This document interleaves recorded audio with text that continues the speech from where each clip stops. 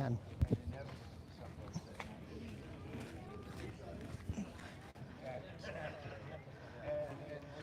Oh, Well, me? yeah, well, we're already on.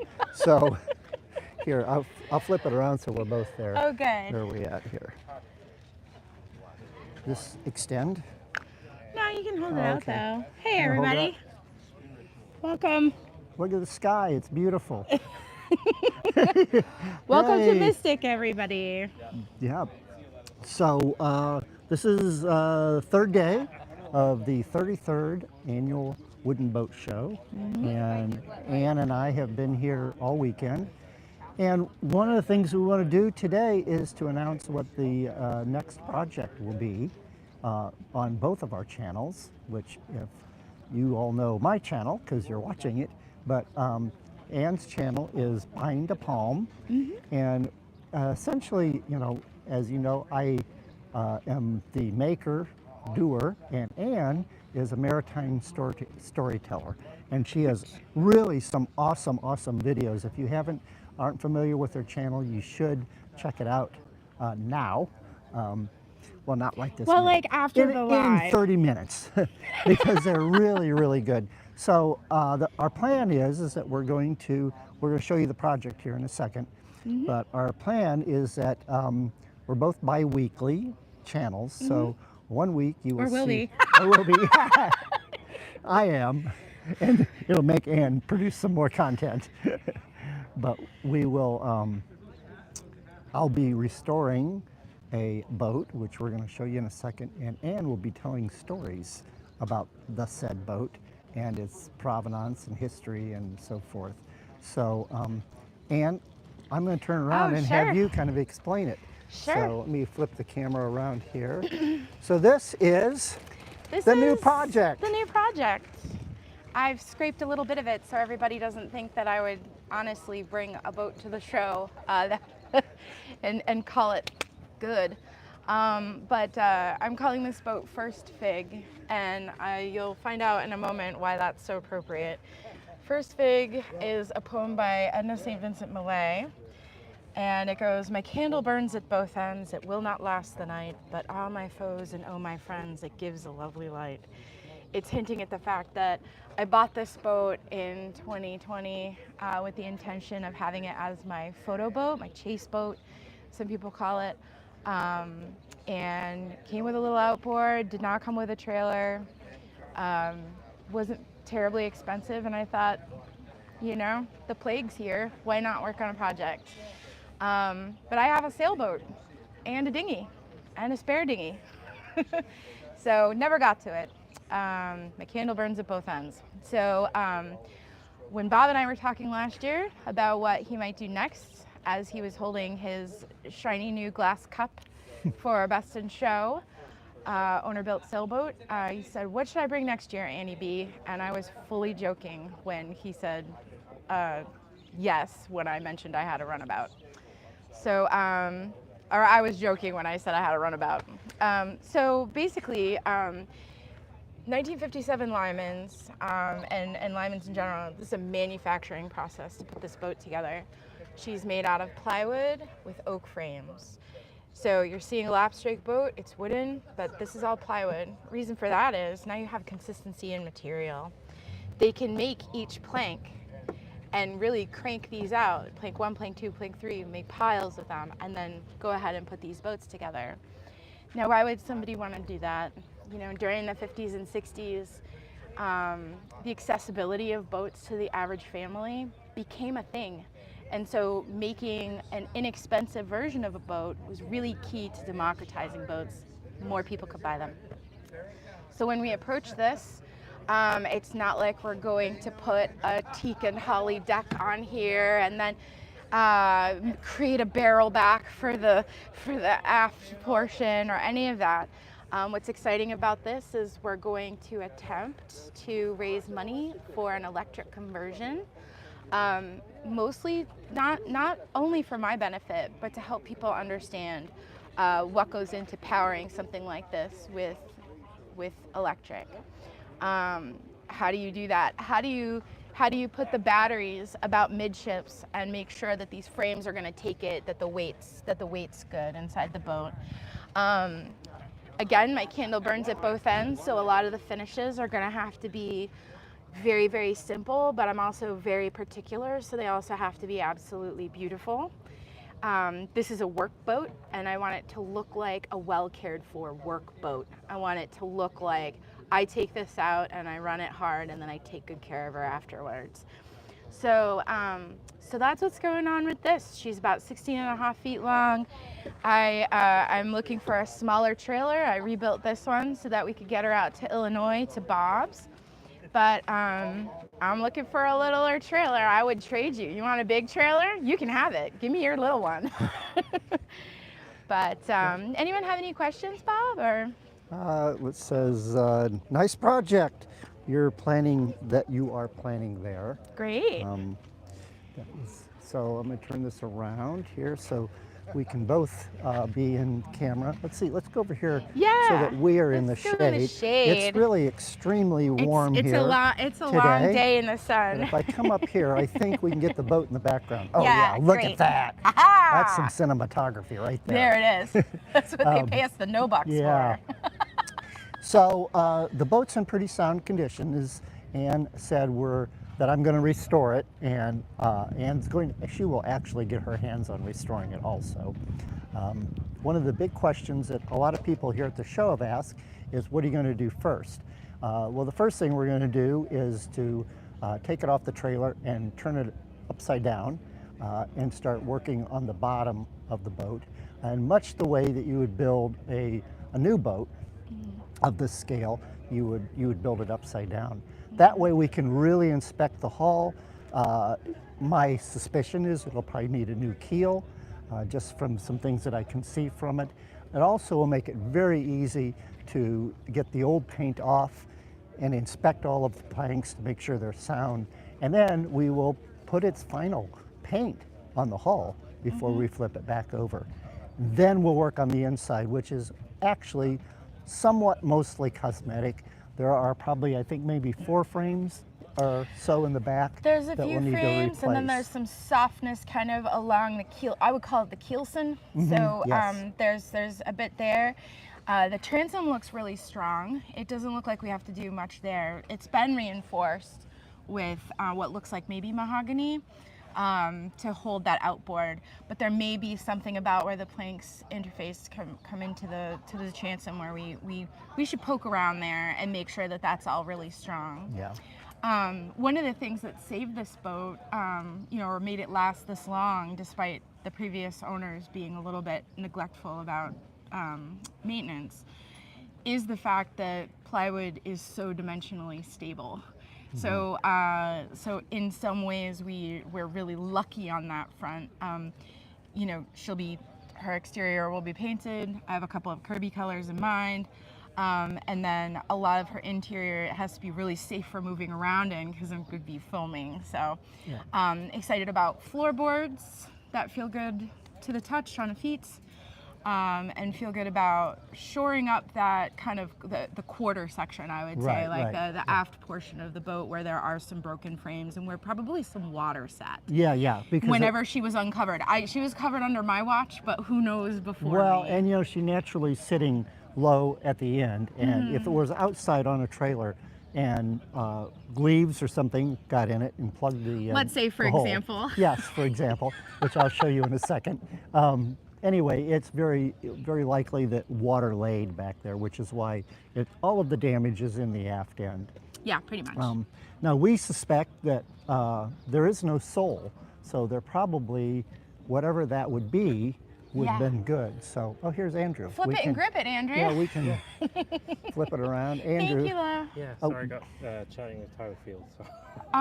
So those of you that don't know, this is Andrew Guest, and he just is the new winner of Best in Show for a restoration project for Roslyn. And if you haven't seen Restoring Roslyn, you need to check out his channel.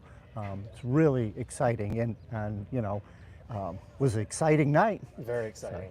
So Yeah. I'm going to hand Andrew the camera so that he can take pictures of us. Yeah, right? So if you stand over here, just so that they can get the boat in the background a Yeah, little bit. yeah.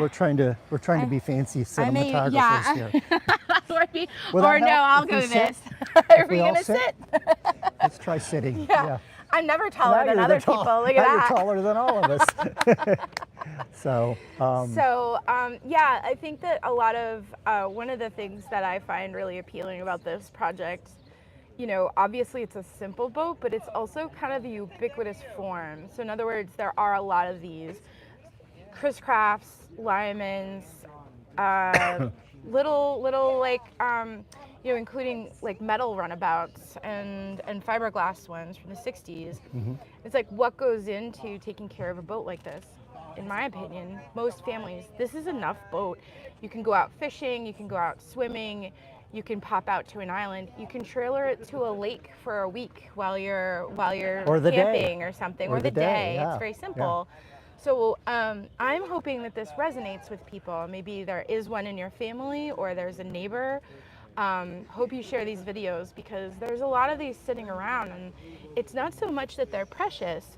There's a lot of these that have been crushed up, burned, cut up, and done with, because they're not really supposed to last this long. yeah. So don't get precious about it. But if you have one kicking around and it's within your wheelhouse to maybe watch the videos and pick up on some of this stuff, I hope that that's the part that resonates with people. Right. Is that, you know, oh geez, I have something just like that. Anytime you have questions about something, or you want us to put the camera somewhere, really happy to. Yeah. Always just let us know. Yeah, So, really happy to address something where it's, or if we miss something, you know, like that seemed to magically get done.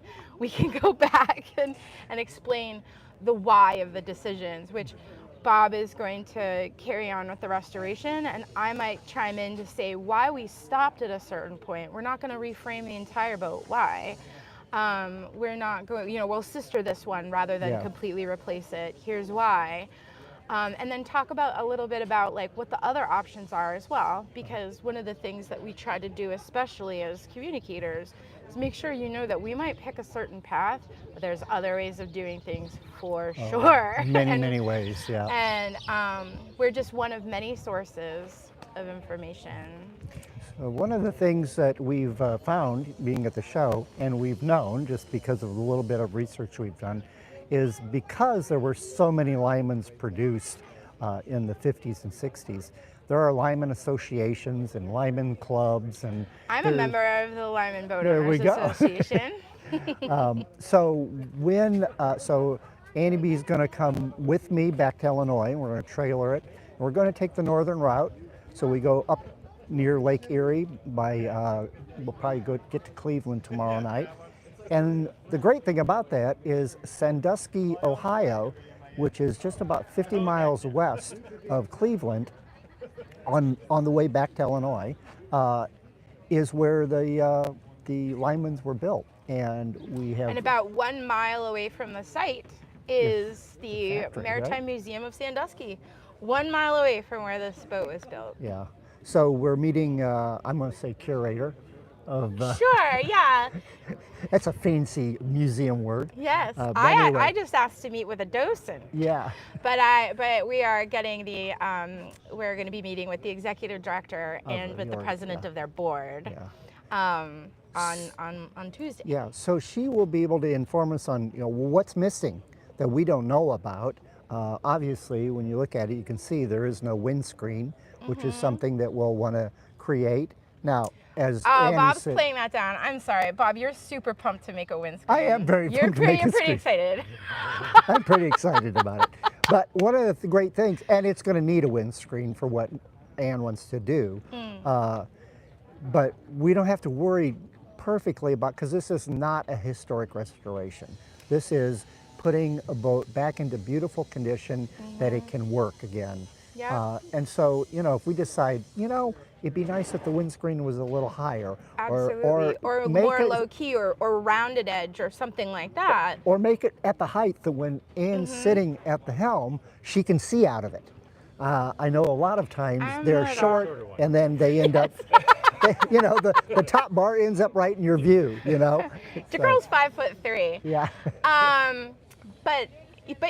but in the sense of like what's really neat, and actually Andrew, who's holding the camera right now, knows this from going to extensively photograph Cornish luggers to find out details.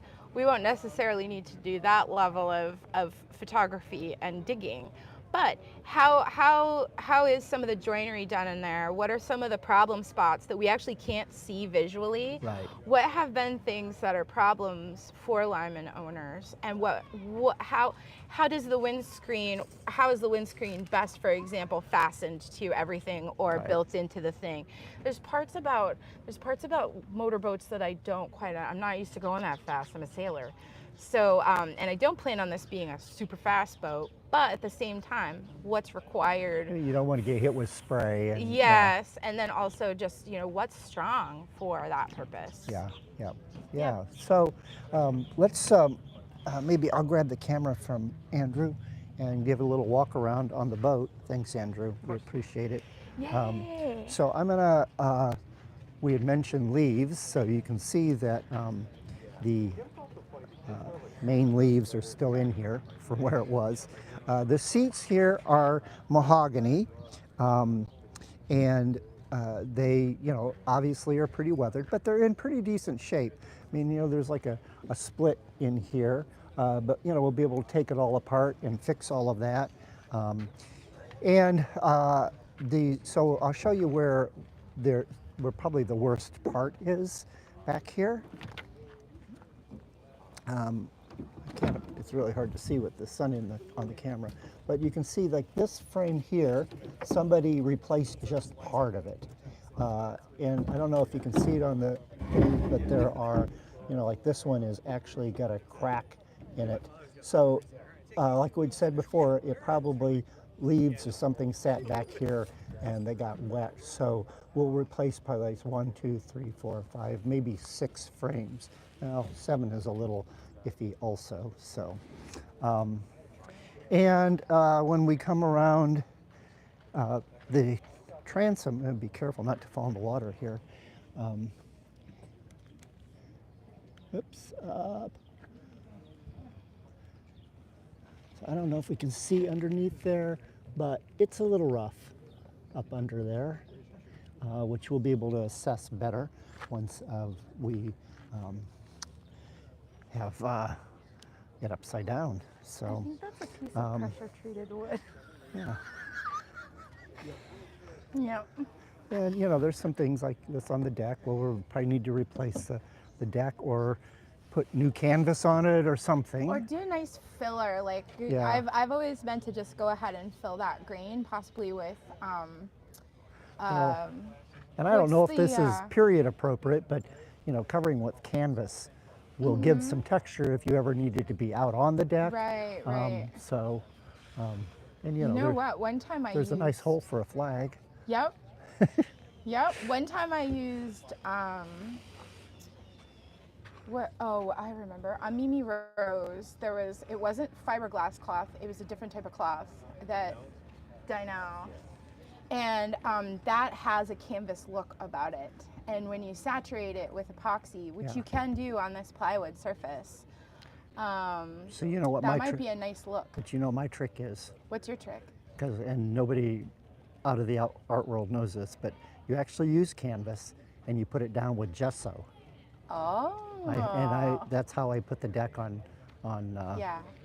well, several boats I've done that. Yeah. And gesso, if you know gesso, it's probably one of the most powerful sealers in the world. Oh, really? To the point where my first can of gesso, when I was preparing a canvas to paint, excuse me, I didn't clean the lid of the can off very well, or the jar, and could not get it off. Oh, jeez. It was sealed, and it was just not very sealed much, so forever. it really seals. Yeah, so. But she looks like a natural in there, eh? Right? That's the thing. I mean, the part of the appeal was I like the scale of the boat. It feels like something that I could handle on my own. Sometimes when you're sitting at a tiller with tiller steering and having to sit so far aft, going out by yourself isn't as possible. The boats, I don't want a teeny,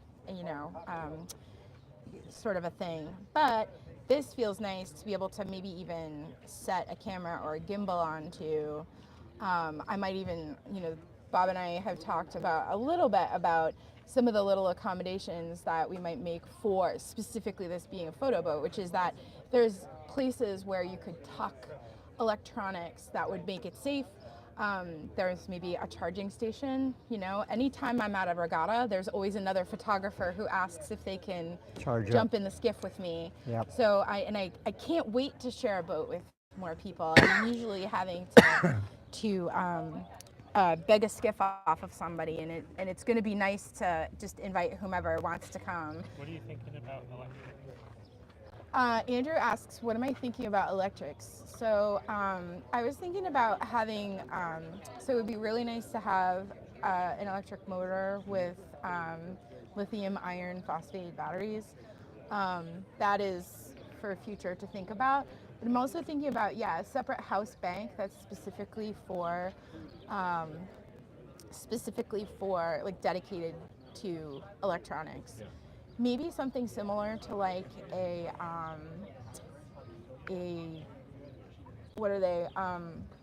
The really neat batteries that you can recharge or whatever that have like a pretty decent Goal Zeros and stuff like that.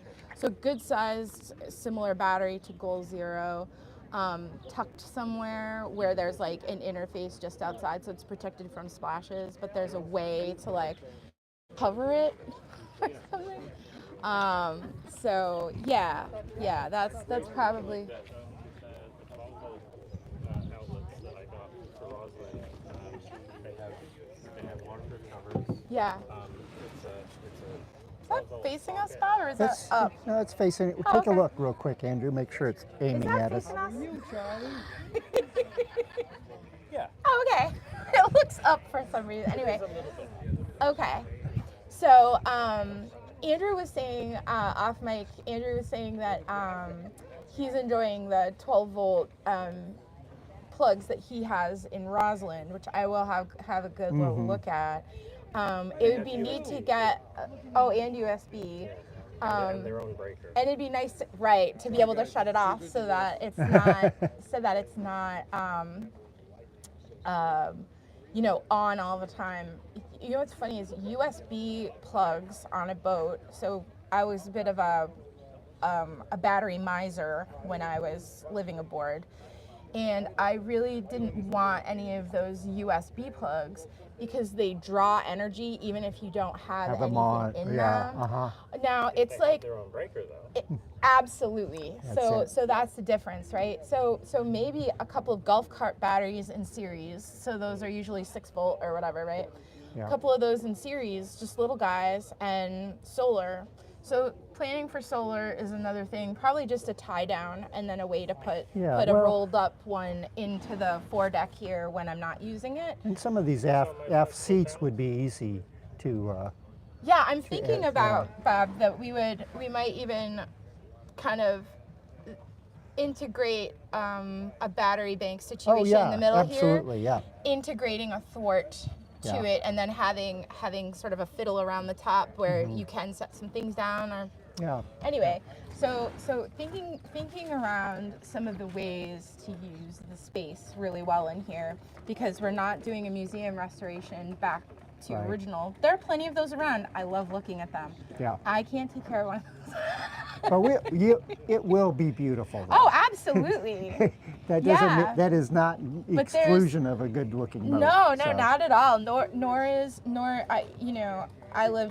The boat that I lived aboard for a long time, people wouldn't notice that there wasn't any varnish on her exterior. We had varnished spokes on our steering, and we had, she had a worm gear steering, and she had the step down toward the companionway varnished. That's the only thing.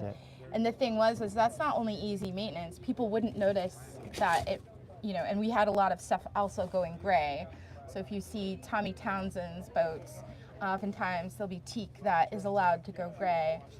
That has its own beauty to it. It's a different set of aesthetics. And I think that the bright wood crowd, I love what they do, But you can't step on that. You can't grab that. No. You can't, This, you know. like a hatch like this, Yeah. that can be break finished. Sure. You know, Sure. because it's protected and it's cool looking.